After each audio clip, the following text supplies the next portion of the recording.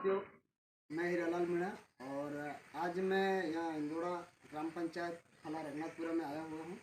और यहाँ पे मैं कुछ खास विशेष मुझे एक सूचना मिली थी कि यहाँ पे एक मकान गिर गया था। तो मकान अभी जो अतिवृष्टि हुई और इसके अंदर काफ़ी सारा मकान गिर गए हमारे गांव के अंदर। और मैंने प्रशासन को भी कहा था कि यहाँ पे जो मकान गिर गए हैं तो उनका कुछ आप जाके एक बार देखो, मुआयना करो। पर अभी तक तो कोई देखने नहीं आया, क्योंकि ये मकान यहाँ पे है, ये नारायण जी का घर है और इनका जो एक कच्चा मकान है और ये मकान गिर गया। और यहाँ पे इनके अंदर घर के अंदर रहने का पूरा इनका संसाधन वगैरह सब इसके अंदर ही था। और मैंने पटवारी को भी कहा था कि एक बार आप मुआयना करो, तो पटवारी भी अभी तक आया नहीं है। प्रशासन की तरफ से कोई भी, पंचायत की तरफ से भी कोई यहाँ पे कोई आया नहीं है। तो दुख की बात तो ये है कि जब सरकार जब बनानी हो और जब अगर वोट चाहिए तो प्रशासन के लोग और यहाँ पे जो भी जितने जिताऊ लोग जो भी हैं, जीतने वाले जितने प्रत्याशी हैं, वो यहाँ पे आके 10-10 बार दस्तक देते हैं।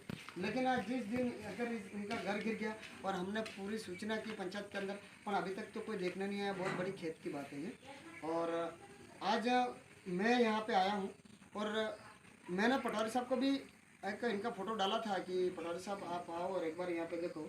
तो उनका जवाब सीधा ये था कि यहाँ ये ज़मीन जो है ये आबादी में नहीं है। तो मैं ये कहना चाह रहा हूँ सरकार से भी कि आबादी में नहीं है तो इन लोगों की गलती है या फिर सरकार की है।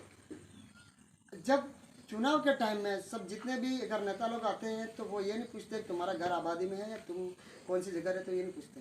तो ये बहुत ही प्रशासन की हालत भी ऐसी है कि लोगों के प्रति अच्छा इनका विचार नहीं है। और आज मैं यहाँ नान जी से आया हूँ। नान जी नमस्कार। नमस्कार। आज ये मकान कब गिरा है? परसों गिरा है। अच्छा, तो कितना नुकसान हुआ? नुकसान तो हुआ, गेहूँ थे, खाने पीने का सामान वगैरह अच्छा, सबसे लेके मवेशी बाहर निकाल दी थी। अच्छा, मवेशी बाहर मवेशी बाहर निकली, बाकी सब बिस्तर वगैरह सब अंदर ही थे। अपना सामान बारिश के अंदर सब बाहर निकाला। तो हमने आपको सूचना दी और वह भी दिन कोई आया आज तक नहीं है। कोई आया नहीं, पता नहीं।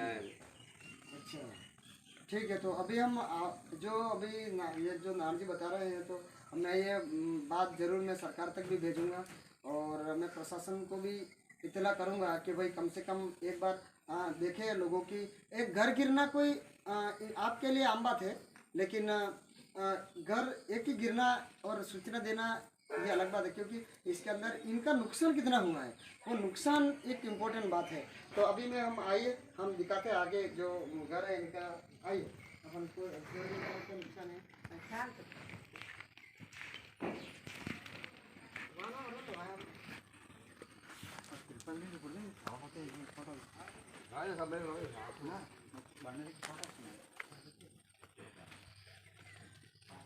ये इनका घर है और अभी जो इनके घर के अंदर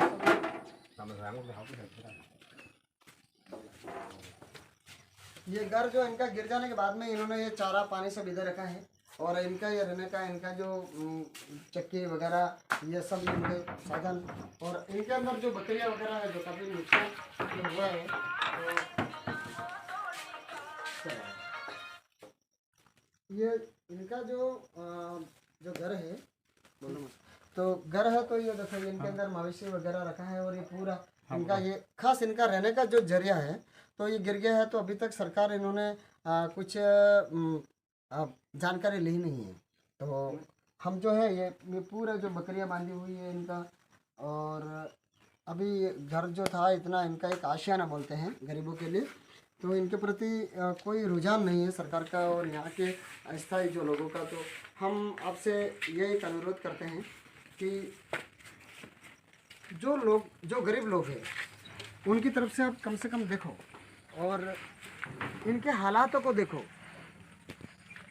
मैं बारी बारी से कह रहा हूँ यहाँ के प्रशासन को कि जब आपको अगर लोगों की ज़रूरत पड़ती है तो आप बारी बारी से आते हो, और जब लोगों का नुकसान होता है तो क्यों नहीं आते? यही हमारा आपसे सवाल है।